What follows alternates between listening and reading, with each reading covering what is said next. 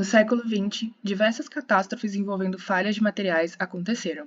Aviões perdendo parte da fuselagem em voo, navios se partindo ao meio e pontes enormes desabando de maneira inesperada. Qual o motivo para tantos acidentes catastróficos? Meu nome é Mainara Faula e hoje eu vou te contar um pouco sobre mecânica da fratura. Se traçarmos uma linha do tempo na história dos materiais, a gente vai ver que vários dos acidentes catastróficos foram os impulsionadores para descobrirmos tudo o que sabemos hoje sobre a falha de um material. Em 1919, por exemplo, ocorreu a explosão de um tanque contendo melaço, que ao se romper de forma explosiva, gerou ondas de 5 metros que mataram 21 pessoas e deixaram mais de 100 feridas. A causa? Grande pressão interna combinada com o desgaste dos rebites frágeis do tanque. Em 1913, o pesquisador Charles Inglis deu continuidade aos estudos iniciados por Leonardo da Vinci e Cauchy sobre o mecanismo de falha dos materiais. Ele propôs que trincas no interior de um material se comportavam mais como furos elípticos, onde quanto maior o comprimento longitudinal e menor a altura, maior seria a concentração de tensão na região da trinca.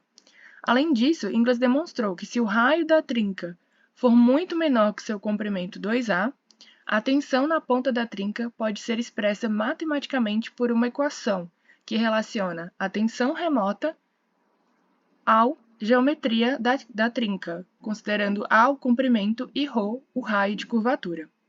Ele denominou esse efeito de fator de concentração de tensão e comprovou que a tensão na ponta da trinca é significativamente maior que a tensão externa aplicada ao material, explicando assim a iniciação e propagação de fraturas em estruturas mecânicas.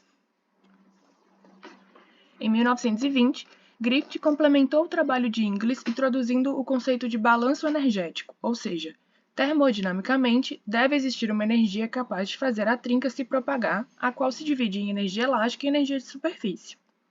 A contribuição de Griffith mais importante está na constatação de que não há um único valor crítico de tamanho de trinca, mas sim uma combinação de dois fatores, tensão remota aplicada e o comprimento da trinca. Em 1940, outro fato relevante aconteceu. Os navios utilizados na Segunda Guerra Mundial começaram a apresentar falhas na sua estrutura, partindo-se ao meio e de forma inesperada. Depois de quase 30% da frota apresentar fratura frágil, chegou-se à conclusão de que o aço soldado, cuja característica acreditava-se que seria dúctil, começou a apresentar fratura frágil em baixas temperaturas. Isso motivou os estudos de Irving e Orman, que modificaram o modelo de Griffith para incorporar a transição dúctil-frágil, fenômeno que transformava materiais dúcteis em comportamentos frágeis de acordo com a temperatura e condição de uso. Em 1950, aviões da Havilland Comet começaram a despencar no ar sem nenhum motivo aparente. No total, foram 3 aviões e 99 vidas perdidas, até que se descobriram que a vida por fadiga do material foi encurtada devido aos cantos vivos das janelas e soldas que atuavam como concentradores de tensão, promovendo a propagação mais rápida de trincas. Em 1950, Irving e Williams perceberam que existia uma zona plástica na ponta da trinca e introduziram o conceito de fator de intensidade de tensão, que leva em conta a tensão remota, o comprimento da trinca, mas também uma constante y, que depende da geometria da trinca e do material. A equação da mecânica da fratura linear elástica proporcionou medidas quantitativas da resistência do material em serviço e o tamanho mínimo permissível da trinca antes da falha completa do material.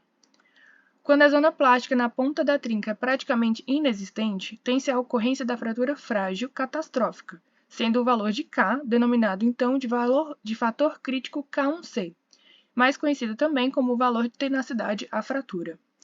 Eles também postularam sobre o mecanismo de abertura de uma trinca, podendo ser de tração, cisalhamento no plano ou cisalhamento fora do plano. A propagação por tração é a mais comum e é a mais crítica. De 1961 a 65, 3 novos postulados contribuíram para a evolução da mecânica da fratura, sendo Alan Wells desenvolvendo a abordagem para o campo elastoplástico, Paris e Ordegan aplicando os conceitos de mecânica da fratura para situações de fadiga, e Johnson e Wiener para aplicações de crescimento de trinca por corrosão sob tensão.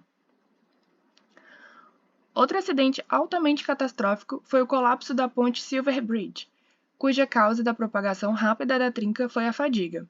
Nos anos seguintes, James Rice e Shin desenvolveram abordagens para a mecânica da fratura elastoplástica, explicando a propagação da trinca na presença de zonas plásticas. E então, a mecânica da fratura ganhou duas abordagens muito bem consolidadas. A linear elástica, a qual refere-se a propagações que não há deformação plástica significativa na ponta da trinca, e a elastoplástica, o qual ocorre com a deformação plástica. A aplicação de cada abordagem dependerá do material e das condições de serviço em que o material estará submetido. Ao longo dos anos, a ocorrência de falhas de materiais foram diminuindo, mas ainda aconteceram. A exemplo do avião da Aloha Airlines 243, que teve parte da fuselagem arrancada durante o voo e que promoveram maiores estudos de mecânica da fratura dentro do campo de fadiga. Os anos 2000 promoveram um avanço na tecnologia, e o método dos elementos finitos veio como forte aliado. Em 2015, o acidente com a barragem da mineradora Samarco em Mariana gerou vários alertas para o maior investimento em sensores e análises preditivas de falha, tendo como pano de fundo os conceitos da mecânica da fratura. Então, apareceu uma trinca. O que eu faço? Bom, a mecânica da fratura te ajuda a responder. Haverá crescimento da trinca? O crescimento ele é estável ou é instável? Qual o tamanho crítico da trinca até o material falhar? Qual a taxa de propagação dessa trinca? Posso continuar operando? Qual deve ser o período de recorrência da manutenção? Afinal, quando o meu material vai falhar? Tudo isso a mecânica da fratura responde. Obrigada.